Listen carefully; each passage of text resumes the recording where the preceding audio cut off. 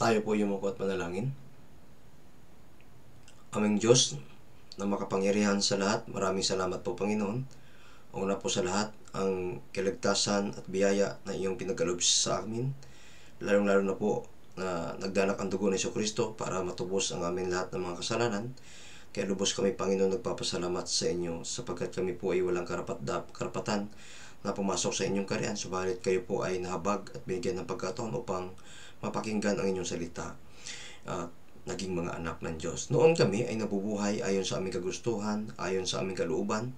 Subalit kayo po ay nahabag at binigyan ng pagkataon. At sa pamagitan ng kamatayan ni Jesucristo sa krus, kami ay nagkaroon ng tunay na pananampalataya at naging mga anak ng Diyos. Ngayong araw po, ngayong oras na ito, ay patuloy kami nag-aaral ng inyong salita. Kaya hiniling po namin na samahan niyo po kami sa sesyon na ito, naway paunawa niyo po sa amin sa pamamagitan ng Banal na Espiritu upang lubos po namin maunawaan ang lahat po naming pinag-aaralan. So kung mayroon po mga kapatiran na nangihina sa sa kanilang pananampalataya, sa pamamagitan po nito naway mapalakas po kami.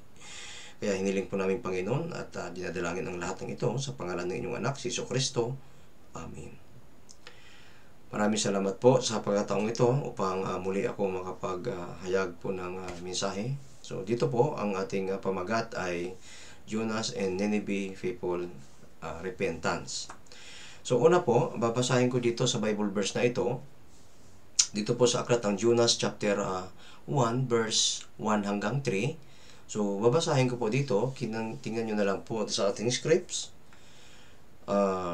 Verse 1, ang salita ng Panginoon ay dumating kay Jonas na anak ni Amittai na nagsasabi, bumangon ka at pumaroon ka sa Nineveh, sa malaking lungsod na iyon, at sumigaw kalaban doon, sapagkat ang kanilang kasamaan ay umabot sa harapan ko. Verse 3, ngunit si Jonas ay bumangon upang tumakas patungo sa Tarsis. Mula sa harapan ng Panginoon ay siya ay lumusong sa Jopa at nakatagpo ng barko patungo sa Tarsis. Nagbayad siya ng pamasahe at lumulan upang sumama sa kanila sa Tarsis, papalayo sa harapan ng Panginoon. Ang aklat na ito ay lumilitaw na isinulat ng may tatlong layunin. Una po, upang ipakita sa Israel at sa mga bansa ang kalakihan at lawak ng pagliligtas ng mawaing Diyos at ang kanyang pagkilos sa pamagitan ng pangangaral at ng pagsisisi. Upang ipakita sa pamamagitan ng karanasan ni Jonas na mission upang doon magkaroon ng pagkatubusan sa mga nananatili sa kadiliman. Pangatlo, upang ipaalala sa lumalakad na Israel na ang Diyos ay may pag-ibig at awa, ay nagsugo sa Kanya hindi lamang ng isang propeta, kundi maraming matatapat na mga propeta na nagpapahayag ng kanyang mensahe ng pagsisisi upang mapigilan ang parusa sa kasalanan ng mga tao. Subalit hindi gaya ng Nineveh na tinanggihan ng Israel ang mga propeta ng Diyos at ang kanyang alok na magsisi at pagtanggap ng awa. I-summarize po natin dito sa pinakaibaba, no? Una po, ang pagkatawag ng Diyos kay Jonas at ang pangalawang pagkatawag kay Jonas. So makita na rin natin dito sa unang aral, si Jonas ay isang propeta dito po sa page 2. No?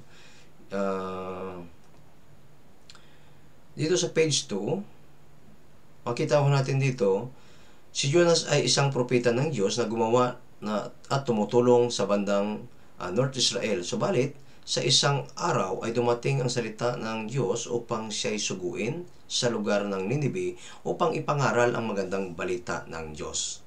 Subalit ayaw niya sumunod na sa salita ng Diyos na dumating sa kanya at ayaw niyang pumunta doon. Nararapat lamang si Jonas na tumanggap ng magandang balita dahil magandang pangaral patungo sa Ninibe dahil siya ay isang propeta at mayroon siyang banal, no?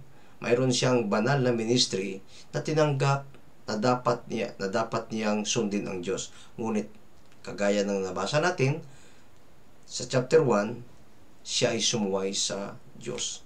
Kaya una po dito, ang pagkatawag ng Diyos kay Jonas. Ang pagkatawag kay Jonas ay dapat pupunta sa Ninibe. Dito sa chapter 1, verse 1 and 2, aking po babasahin sa inyo. Dito po sa Jonas chapter 1, verse 2. Bumangon ka, sabi dito. Pumaroon ka sa Ninibe na sa malaking lungsod na iyon at sumigaw ka laban doon, sapagkat ang kanilang kasamaan ay umabot sa harapan ko, ang sinabi ng Panginoon.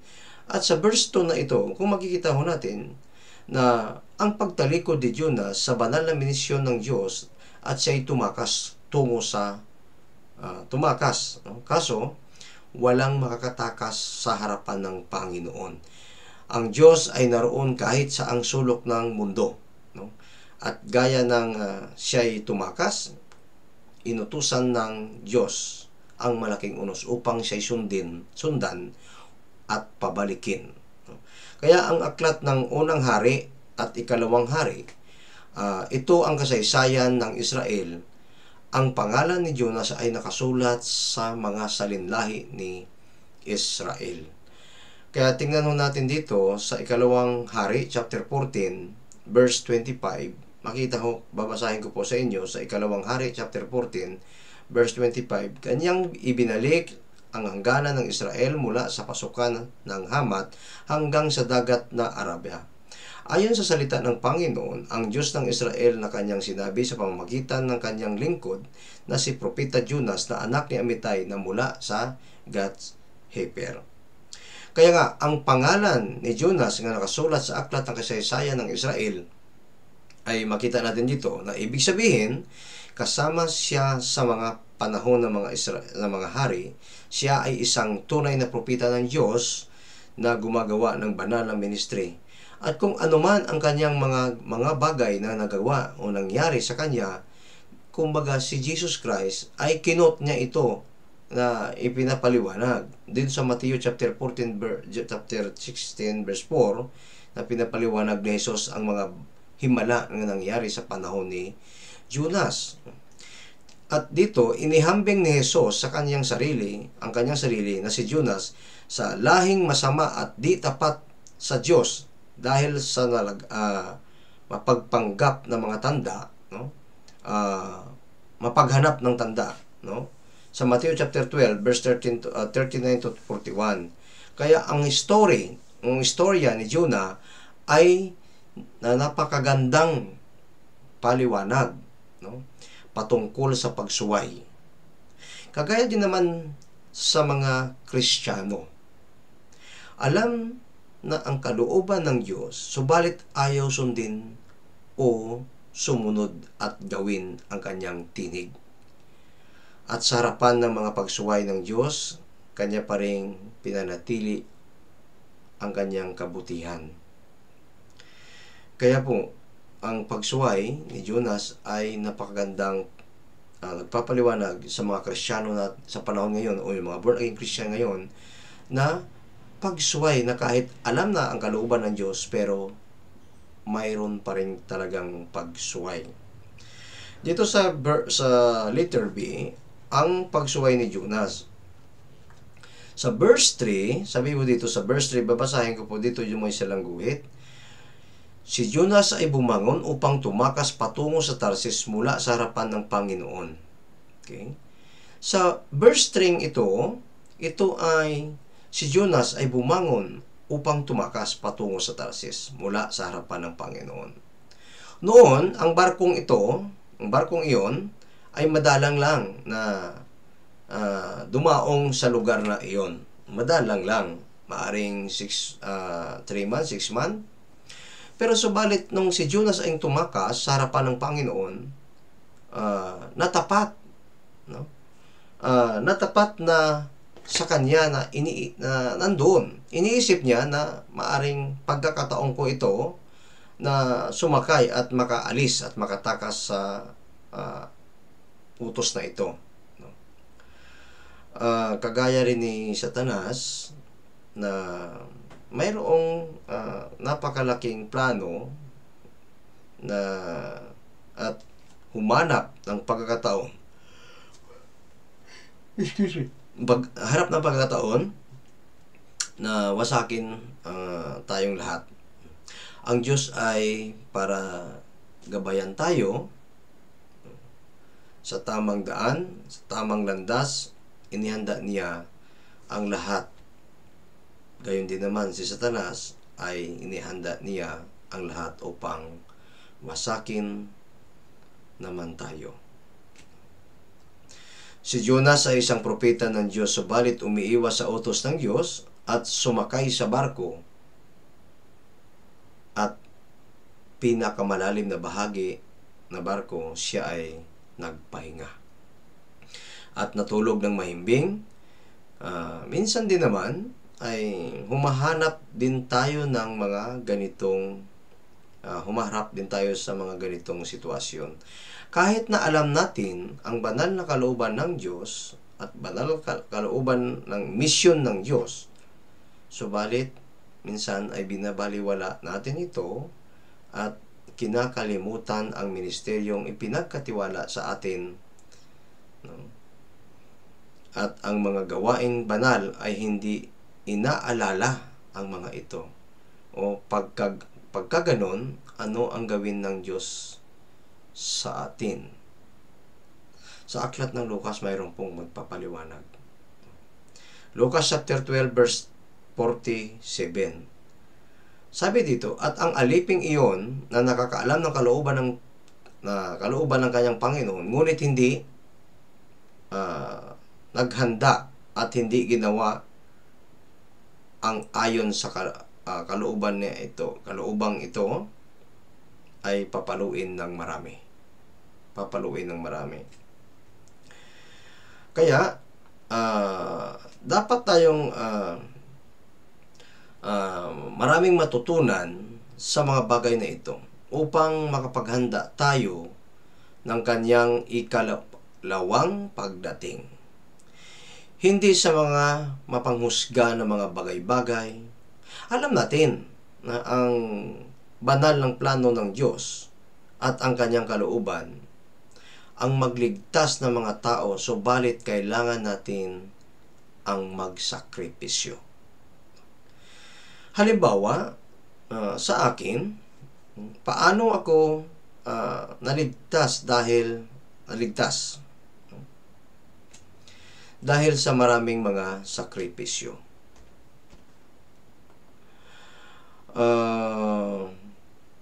Mga sakripisyo ng mga kapatiran upang madala ako sa katotohanan ng Diyos. Sila ay nananalangin sa Diyos, sila ay sumusunod sa banal na gawain ng Diyos, at ngayon, hinihiling niya sa atin na makibahagi tayo nito. At pagkatapos sinabi niya, halika, magtulungan tayo upang, yan ang sinabi ni Jesus, upang maaaring sabihin ng Diyos sa atin, halika, magtulungan tayo upang magligtas pa ng iba. Subalit ayaw natin. Sa verse 4, nakakagulat ang pagtakas ni Jonas. At sa huli, ng utos ng Diyos ay nag-utos ang Diyos ng malaking bagyo o yung unos upang sinundan siya. Isa sa mga dahilan kung bakit sumuway at hindi pumunta si Jonas sa Ninibe. Bakit? Dahil isa itong mortal na kaaway ng Israel, ang Ninibe. Brutal ang pagpatay sa kanilang mga kaaway. Kapag kanilang nahuli ito, so, ito ay kanilang talagang binabalatan ng buhay. Gayun din naman, minsan, sa atin, takot tayong ipangaral ang ebanghelyo o magsabi na tungo sa kaligtasan ng mga tao na sa paligid natin. Sa panahong natin ngayon, ang Ninibe ay ang bansang Assyria. Ay ang bansang Assyria. Dito po sa letter C, ang resulta ng pagsuway ni Jonas chapter 1, verse 4 hanggang 17 makikita po yun. Pero sa verse 4, sabi dito, ngunit ang Panginoon ay naghagis ng malakas na hangin sa dagat at nagkaroon ng malakas na unos sa dagat. Ano pa? Ang barko ay nagtangkang mawasak. Ang barko ay nagbantang mawasak. At ang unos na ito ay ang Diyos mismo ang nagpadala. At ang unos na ito ay mayroong sikretong nakatago dito. Ano po yun? Ang habag at pag-ibig ng Diyos para tayo'y matuto at matuwid sa mga maling daan. Ano ibig sabihin mayroong sikreto sa loob ng barko? Habag at pag-ibig ng Diyos para matutuwid tayo at matuto sa ating mga maling daan, mga maling paraan. Kaya kung alam natin ito ay maling paraan, maling daan, agad natin itong pagsisihan at sumunod.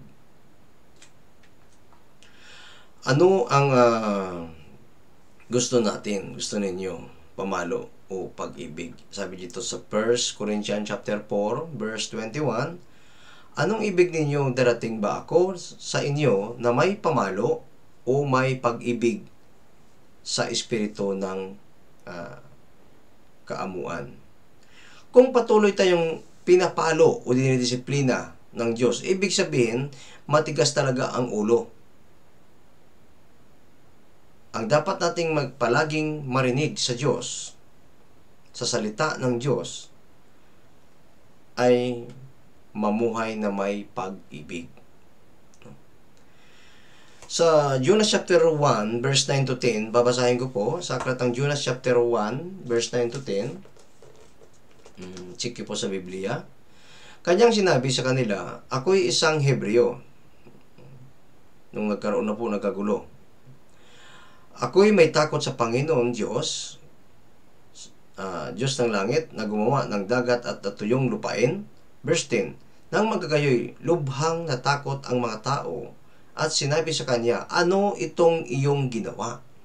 Sapagkat nalaman ng mga tao na siya'y tumakas mula sa harapan ng Panginoon sapagkat sinabi niya sa kanila.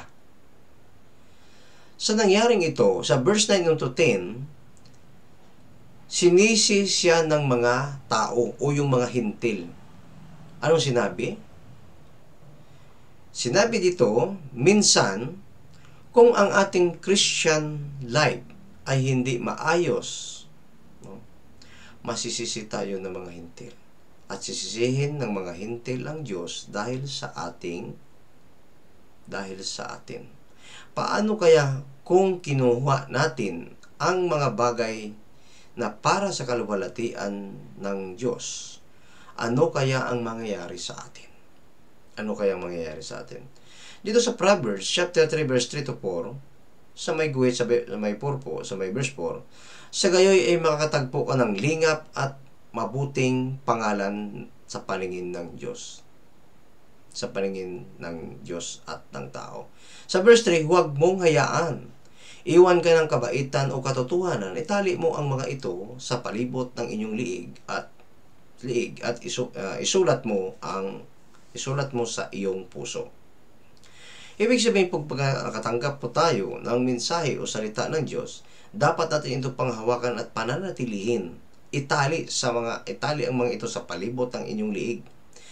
Para sabi sa verse 4, sa gayoy, makakatagpo ka ng lingap at mabuting pangalan sa paningin ng Diyos at ng tao. So, ibig sabihin po, dapat nating ingatan, makakatagpo ka. Later day, ang panalangin ni Jonas sa gitna ng kalamidad. Panalangin. Ano ibig sabihin kalamidad? Sa loob ng tiyan.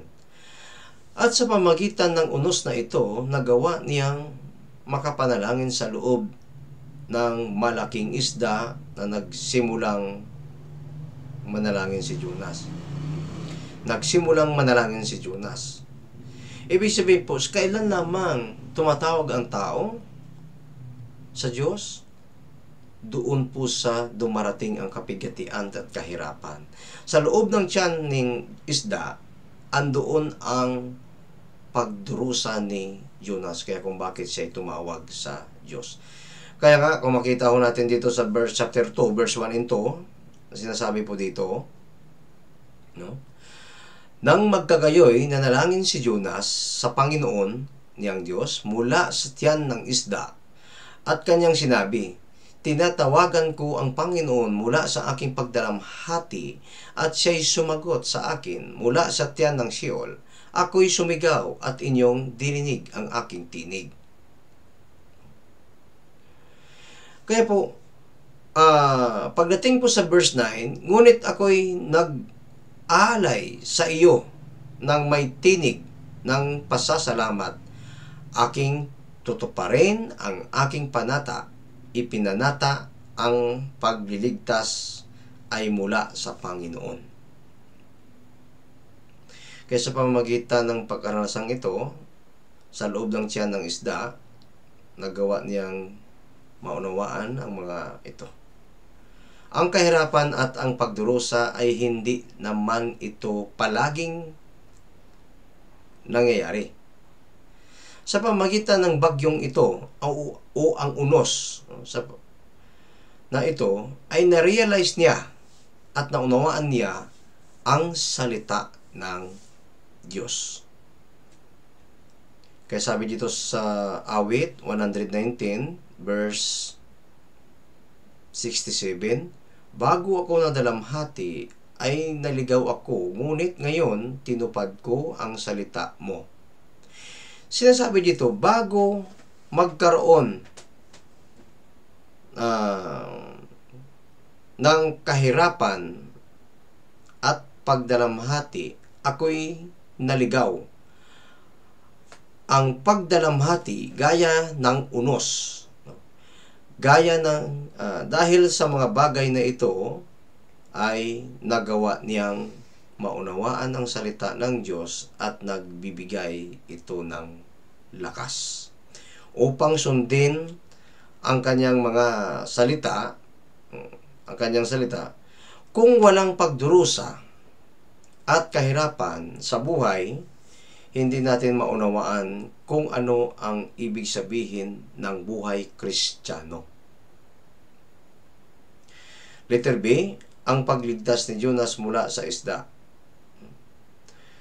Chapter 2 verse 10 ng Jonas, at inutusan ng Panginoon ang isda at iniluwa ito si Jonas sa tuyong lupa. Okay? So sa pamamagitan po ng panalangin ni Jonas, ang Diyos ay nakinig sa panahon ng kanyang pagdalamhati. Ang Panginoong Diyos ay laging nakaabang sa mga taong taos-pusong nagsisisi sa kanilang mga kamalian at kahirapan sa loob, no? Kahirapan sa loob ng isda, kagaya ni Jonas. Siya ay nasa loob ng tiyan ng isda, subalit nasa ilalim siya ng pag-iingat ng Diyos kahit nasa paghihirap at pagdurusa. Wala din pong pinag-iba sa mga brothers and sisters kung talagang tayo po ay nagsisisi sa ating mga pagkakamali, naging tuwid ang ating kaisipan. Ang Diyos po ay handang-handa at nag-aabang upang bigyan po tayo ng kasagutan. So, number 2, no? Pangalawang pagkatawag ng Diyos kay Jonas. Chapter 3 ng Jonas, verse 1 to 3. Babasahin ko po sa inyo. Chapter 3, verse 1 to 3. Ang salita ng Panginoon ay dumating kay Jonas sa ikalawang pagkakataon na nagsasabi, bumangon ka at pumaroon ka sa Ninibe, sa malaking lungsod na iyon, at ipangaral mo ang pangaral na aking sinabi sa iyo. Kaparehong sinabi ng Diyos, no? Maging sa, alam mo po, sa maging chapter 2, ikalawang Timoteo, chapter 4, verse 1 and 2, di ba? So, ipangaral ang salita ng Diyos sa kapanahunan at di kapanahunan. Sabi dito, sa harapan ng Diyos, ni Kristo Jesus, na siyang hahatol sa mga buhay at sa mga patay, at sa pamamagitan ng kanyang pagpapakita at sa kanyang kaharian, ay inatasan kita. Verse 2, ipangaral mo ang salita, magsikap ka sa kapanahunan at di kapanahunan, magtuwid ka, manaway ka, mangaral ka sa may buong pagtiyataga at pagtuturo. Kaya sa verse na ito ay mahahayag ang Diyos ay mabuti at ang Diyos ay may habag. Hanggang dito, hindi pa rin nawalan ng pag-asa ang Diyos kay Jonas at hindi nagbago ang misyon na ibinigay ng Diyos kay Jonas. Pareho pa ring salita ang kanyang natanggap, no, sa pangalawang utos mula sa Diyos. Halimbawa, no, hindi ka pala makapunta sa Ninibe, o sige, punta ka sa ibang lugar, halimbawa sa Jerusalem, doon ka na lang mangaral, no, ang aking magandang balita. Subalit hindi ganun. Kapareho pa ring salita ang narinig ni Jonas sa Diyos. Pumunta ka sa Ninibe.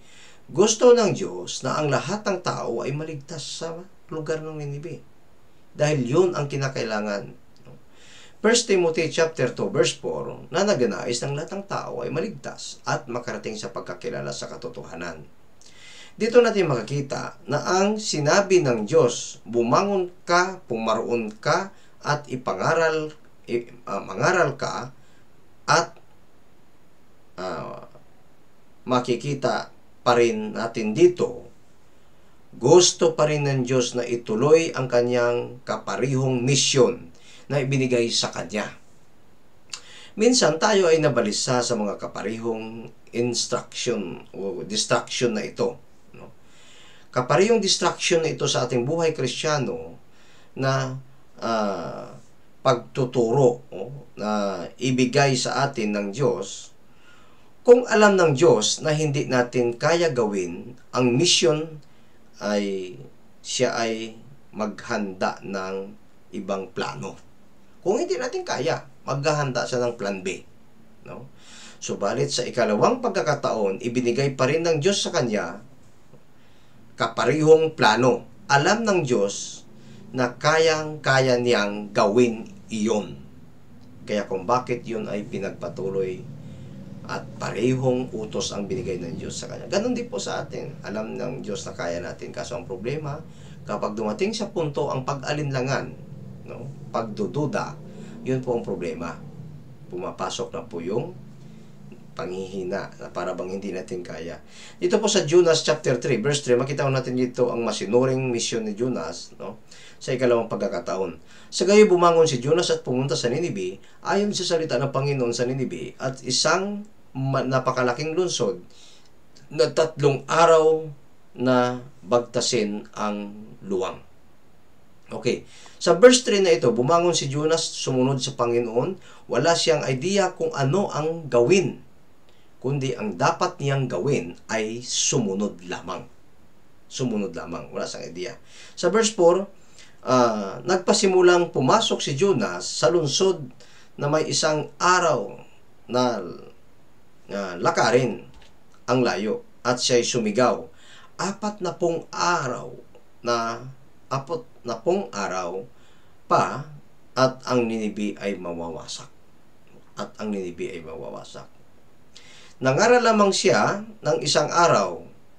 Isang araw lang siyang nangaral ng salita ng Diyos, at ang resulta, ano ang resulta? Letter C, nagsisi ang mga taga-Ninibe.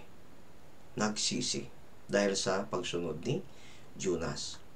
Sa verse 7, sabi dito, gumawa siya ng pahayag at lathala sa buong Ninibe, no? Ito po yung hari nga nagsisi, na utos ng hari ng kanyang mga maharlikang tao na huwag tumikim ng anuman ang tao ni hayop man, ang bakahan ni kawan man, huwag silang kakain ni iinom man ng tubig. Bakit? Ang resulta ng pangangaral ay nagdulot ito ng bansa o pangmalakihang pagsisisi. Ano ang sinabi ni Jonas? Sa verse 4, siya ay sumigaw ng 40 araw pa at ang Ninibe ay mawawasak. At pagkatapos nito, ang mga tao sa Ninibe ay nagkaroon ng malawakang pagsisisi. Malawakang pagsisisi. Sa verse 10, sinasabi po dito, no, naligtas ang mga taga Ninibe. Nang makita ng Diyos ang kanilang ginawa, no, na sila'y humiwalay sa kanilang mga masamang lakad, nagbago ang isip ng Diyos tungkol sa kasamaan na kanyang sinabing gagawin niya sa kanila at hindi niya iyon ginawa. Yung pagwasak sa Ninibe ay napigilan dahil sa pangangaral. Ganun din po ang mga tao na patungo po sa impyerno, mapipigilan dahil po sa ebanghelyo na ipinapangaral ng mga brothers and sisters. At sa uli, sila ay naligtas sa hatol ng Diyos. Kung ating makikita, ang Ninibe ay nasa ilalim ng kahatulan at nakatakda na ito. Subalit, sa maikling pagsunod, ito ay ipinalampas ng Diyos ang paghatol. Letter D, ang pagkagalit ni Jonas. Sa chapter 4 ng Aklat ng Jonas, chapter 4, verse 1 to 3, babasahin ko po sa inyo. Ngunit iyon ay ipinagdamdam ng labis ni Jonas at siya'y nagalit. Siya'y nanalangin sa Panginoon at nagsabi, O Panginoon, di ba ito ang aking sinabi nang ako'y nasa aking bayan pa? Kaya nga ako'y nagmadaling tumakas patungo sa Tarsis sapagkat alam ko na ikaw ay Diyos na mapagpala. Mahabagin, hindi kaagad nagagalit. Sagana sa tapat na pag-ibig at nalulungkot sa kasamaan. Kaya't ang ngayon, O Panginoon, ipinakiusap ko sa iyo na kunin mo ang aking buhay sapagkat mabuti pa sa akin ang mamatay kaysa mabuhay. Bakit ganito po ang pagkasalita ni Jonas? No? Ano ang nangyari kay Jonas? Ang kalooban ng Diyos ay lubusang naganap at natupad. Bakit? Ang mga taga Ninibe ay sumunod sa aral. Kaya kung bakit nagbago ang isip ng Diyos na hindi hatulan. No? Sabi dito, subalit sa puso niya, ni Jonas, ay walang kasiyahan at walang kagalakan. Kaya nga, para sa ating kapakanan, dapat mayroon tayong pusong tapat na pagsunod at may kagalakan. Minsan, tulad ni Jonas, no?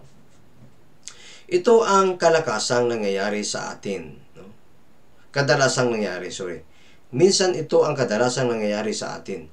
Sumusunod tayo at gumagawa para sa kalooban ng Diyos, no? Kaso walang kasiyahan. Bakit? Napipilitan lang. Ito ay huwag nating gawin. Bakit? No? Bakit? Nangyari ito? Bakit nangyari ito? Dahil minsan kulang sa paghahanda, mataimtim na panalangin. Ang puso ay hindi sapat ang panalangin. Kaya kung ano ang plano at misyon, dapat ipanalangin ng mataimtim. minsan sa church ay may mga gumagawa, no? Sa kanila, tinanggap nila ito, ang paggawa, ministeryo, tinatanggap nila ito na may kagalakan, subalit agad itong nawawala sa kanilang puso. Ang kagalakan kaya ang gawaing iyon ay para naging natural na lamang sa kanilang pagsunod sa tao. Parang pagsunod na lang sa tao, parang natural na lang. Bakit? Walang ng kagalakan.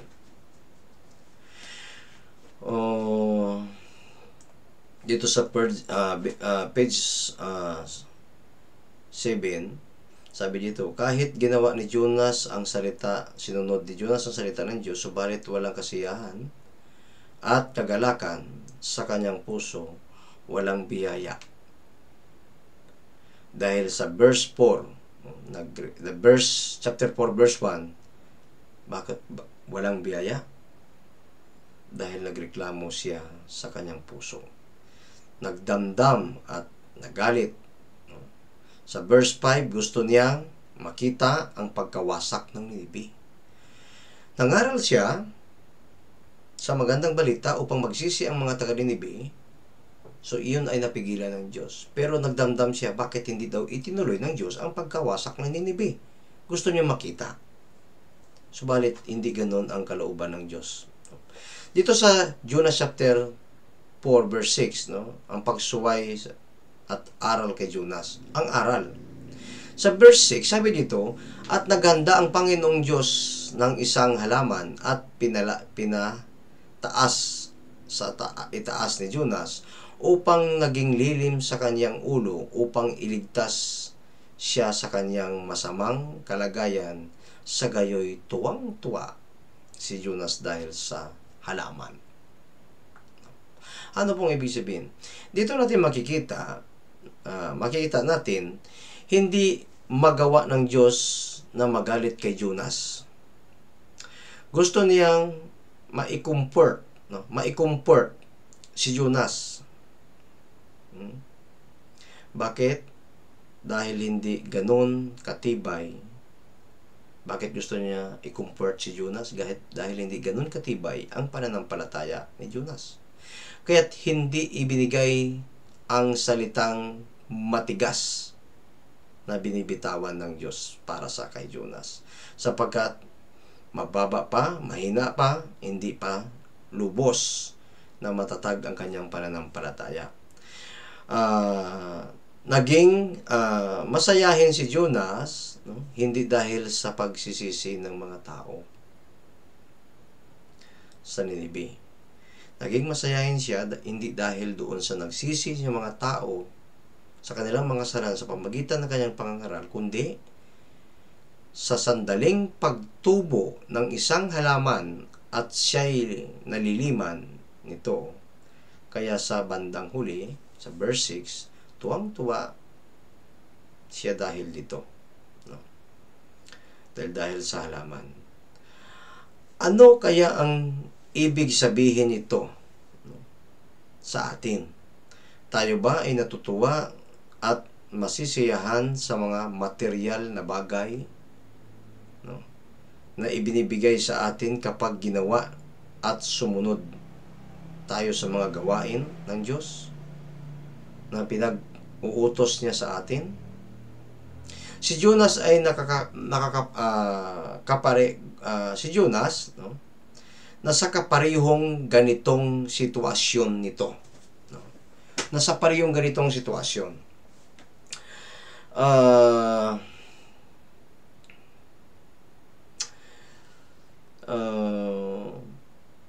Dahil sa halaman, para magabayan tayo, at ingatan tayo ng Diyos, gumagamit siya ng ibang mga pamamaraan.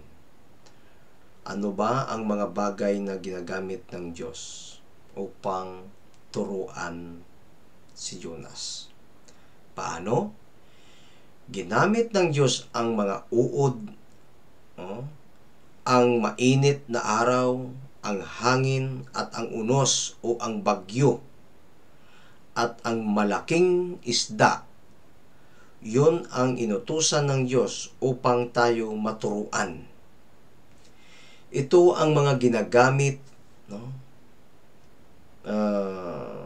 ng Diyos upang maturuan si Jonas sa pang-araw-araw. Sa ating pang-araw-araw na buhay, ganitong kapareho din paraan ang ginagawa ng Diyos sa harapan ng ganitong pagsuway. Ang Diyos ay ginagamit niya ang lahat ng mga material o pamamaraan upang maturuan tayo. Kaya nga, ano nangyari kay Jonas? Anong mga item na ginamit sa kanya? Yung isda, init, yung halaman, no? Bilang mga tunay na manaligtas at mga born-again Christian, hindi dapat dahil sa mga ganitong salita sa mga taong hindi mga ligtas, no? Kung ating babalikan doon sa chapter 1 verse 6, tingnan natin sa aklat po ng chapter 1 verse 6, no? Ang sinabi ng kapitan kay Jonas doon sa barko sila. Dito sa verse 6, sa gayon ay dumating ang kapitan at sinabi sa kanya, ano ang ibig mong sabihin? At natutulog ka pa. Bumangon ka, tumawag ka sa iyong Diyos. Baka sakaling alalahanin tayo ng Diyos upang huwag tayong mamatay. Upang huwag tayong mamatay, tumawag ka sa Diyos, sabi ng kapitan sa kanya. Natutulog ka pa? Sa pinakamalalim. Napakahalaga po ang pagkakakilanlan nito. Sabi dito, kaya sinasabi kay Jonas, bumangon ka at tumawag ka sa iyong Diyos. Baka sakaling alalahanin tayo ng iyong Diyos. Dapat hindi natin marinig ang mga ganitong salita o mga sigaw na mula sa mga hintil o sa mga hindi ligtas. Ito na ang oras upang baguhin ang ating buhay Kristiyano. Hanggang ngayon ay nahahabag ang Diyos at siya ay handang-handa upang gabayan tayo. Hanggang gabayan tayo. Dito sa chapter 4 ng Jonas, chapter 4, verse 9 hanggang 11, babasahin ko po. Ngunit sinabi ng Diyos kay Jonas, mabuti ba ang ginawa mo na magalit sa akin sa halaman? At kanyang sinabi, mabuti ang ginawa ko na ang magalit hanggang sa kamatayan. Verse 10, kaya't sinabi ng Panginoon, ikaw ay nanghihinay sa halaman na hindi mo pinagpaguran o pinatubo man. Ito ay tumubo sa isang gabi at nawala sa isang gabi. Hindi ba ako nanghihinayang sa Ninibe na malaking lungsod na iyon na may mahigit 120,000 katao na hindi nalalaman kung alin ang kanilang kamay, ang kanilang mga kamay, ang kanan o ang kaliwa, at mayroon din maraming hayop. 120,000 na mga tao na hindi kaalam-alam, no, sa kanilang kaliwa o kanan na kamay. So napaka-terrible, no? Kaya dito natin makikita ang puso ng Diyos na kahit na ang Nineveh ay lupain ng kaaway, pero ang puso ng Diyos ay mahabagin at may awa, no? At may awa. Ito ang mga sagot ni Jonas na para wala siyang, alam niyo po, para pong wala sa tamang pag-iisip, no? Sumagot ang puso ng Diyos. Subalit, ang puso ng Diyos dito sa verse 11, kaya hanggang ngayon, sinasabi ng Diyos, huwag tularan si Jonas. Huwag tularan si Jonas. Ang puso ng Diyos ay gusto iligtas ang mga tao sa Ninibe. Pero ang basta-basta na lamang attitude o sagot ni Jonas sa Diyos, mas maganda pang mamatay ako kaysa mabuhay. Kaya tayo ay nasa ilalim ng pag-iingat ng Diyos. No? Enjoy natin ang pagsunod sa Diyos na walang pag-alinlangan. Ganun lang po. Pero minsan, mahirap gawin. Dahil minsan po talaga, kapag sa atin dumating ang puntong ito, dumarating po minsan, nangihina. Pero anong dapat gawin? Kailangan po nating bumangon mula doon sa pagkatulog, no? Sa pinakamalalim na sulok ng bahagi ng barko, kailangan po nating bumangon sa ating Christian life upang ang Diyos ay makasama natin sa gawain. Kaya po, itong aral na mula po kay Jonas, sa pamagitan ng pangangaral, nagsisi nga yung mga tao na hindi nakatulan ng Diyos ang mga taga Ninibe, pero balit labag sa kalooban ni Jonas na walang kasiyahan at walang taos-pusong pagsunod sa Diyos, sapagkat napakalayo, no, ng kanyang puso para po sa gawain.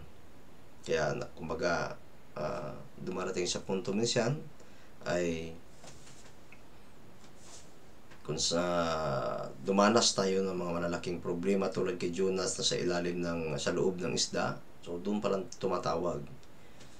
So, dito po natin napag-aralan kung paano po nagsisi ang mga tao at nahinto ang paghatol ng Diyos sa kanila. So wala din pong pinag-iba ang mga tao na sa panahon natin ngayon ay maaring magsisi at hanapin ng Diyos ang kaligtasan sa pamagitan po ng pangangaral. Maraming salamat po at hanggang dito na lang tayo po yumukot manalangin. Aming Diyos, makapangyarihan at mahabagin na siya naglalang ng lahat. Muli po kami, Panginoon, nagpapasalamat sa pagkakataong ito. Sa oras nito yung pinaglob upang patuloy po sa pag-aaral ng inyong salita. Sa patungkol po kay Jonas, sa kanyang pagsuway, ito po ay napakalaking aral sa mga Kristiyano, maging sa amin, na ang patungkol sa pagsuway, kung ano po mangyayari.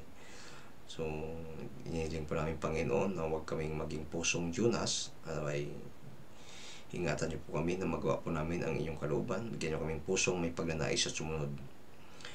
Kaya sa aral po na ito, naway marami kayong matutunan na may pagbulay-bulayan po namin kung paano kaming mamumuhay nararapat sa inyong harapan. Maraming salamat po, Panginoon, ng lahat ng ito ay tinadalangin namin sa pangalan ng inyong anak, si Jesucristo. Amen. Po, salamat po sa inyo.